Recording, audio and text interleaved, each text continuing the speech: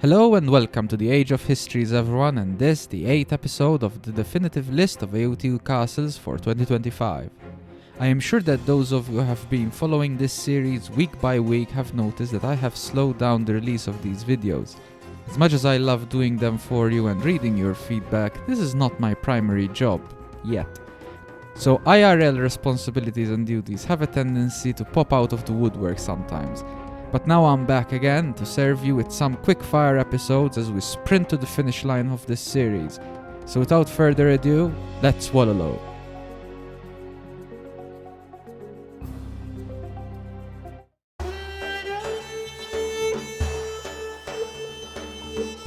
The Bulgarian castle design is one of my favorite, with its alternating bands of red brick hailing back to the beautiful masonry of the region, which drew inspirations from the Roman capital of Constantinople. As is typically the case with our great games designs, this castle is an amalgam of a number of locations, all of which were originally built by the Romans. Primarily, the Tsavarets fortress in Veliko Tarnovo eventually became the royal residence and military stronghold of the Second Bulgarian Empire in the 12th century and served as a symbol of power and prestige under Tsar Ivan Ivan II. Also, the Baba Vida fortress, specifically for its octagonal tower and the tiled roofs. This stronghold had been extensively rebuilt by the Bulgarians over the various centuries to serve as a military and royal stronghold to protect the northwest frontier for the Vidin Tsardom, as well as the Shumen fortress, which was extensively refortified and expanded by the Bulgarians during the First and Second Bulgarian empires for the protection of the northeastern borders, while playing a key role in the defense against both Roman and later Ottoman forces.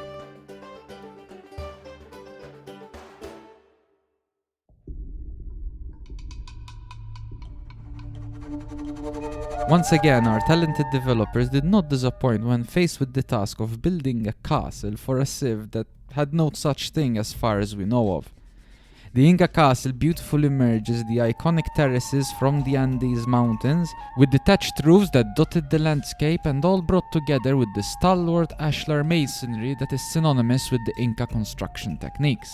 The inspirations for this castle seem to be Ollantaytambo, Machu Picchu, and Sacsayhuaman, all of which are remarkable Inca sites in Peru, showcasing the empire's advanced engineering, architecture, and cultural significance. Built during the 15th century under rulers like Pachacuti, who is the focus of the Inca campaign, these complexes served as royal estates, ceremonial centers, and military fortresses. Their precisely cut stonework, most famously seen in Sacsayhuaman's massive zigzag walls, demonstrate the Inca's mastery of construction without the use of mortar.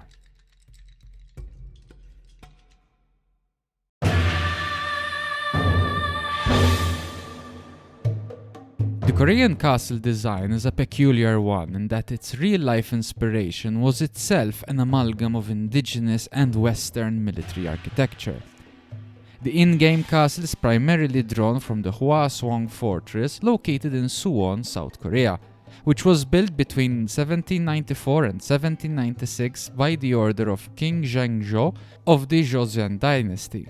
He constructed it both to honor and protect the tomb of his father, Crown Prince Sado, whose method of departure from this world was unsettling to say the least, as well as to establish Suwon as a new political and economic center. Designed with both traditional Korean and Western military architecture in mind, the fortress symbolizes the king's filial piety and vision of reform. Other minor sources of inspiration lay in the Gongsangjong and the Namhan-Sensong fortresses, built around the 14th and 17th centuries respectively.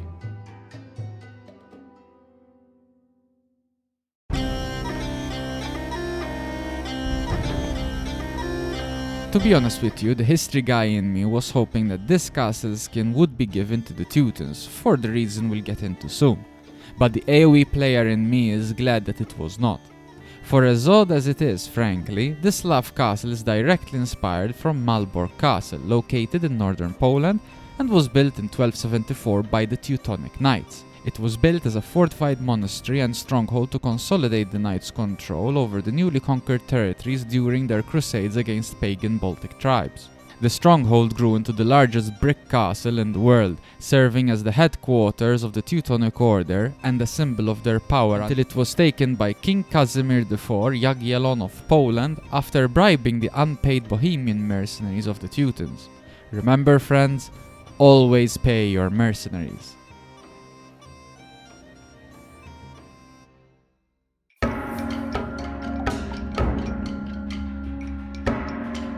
The Vietnamese castle design most certainly is one that stands out from the rest due to its colorful appearance, which was not entirely common to see with fortifications in general. Yet for this design it makes sense, given its two main real-life inspirations. First is the white structure above the gatehouse, which seems to be drawn from the structure at the Khao Lao citadel, which was built in the 3rd century BC by An Duong Vuong to serve as the capital of the ancient O Lak kingdom. Its second and main inspiration seems to be the Ngo Mon Gate, built in 1833 by Emperor Min Mang of the Nguyen dynasty, to serve as the main southern entrance to the imperial city of Hue, symbolizing royal authority and designed for both ceremonial and defensive purposes.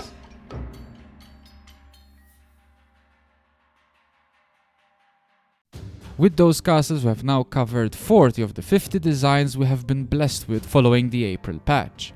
Join me next time as we reach the final stages of our journey, and don't forget to hit the like and subscribe buttons as it truly helps immensely. I promise that the next couple of episodes will be out very soon, so keep your eyes peeled for that notification. But goodbye for now, and thank you for watching.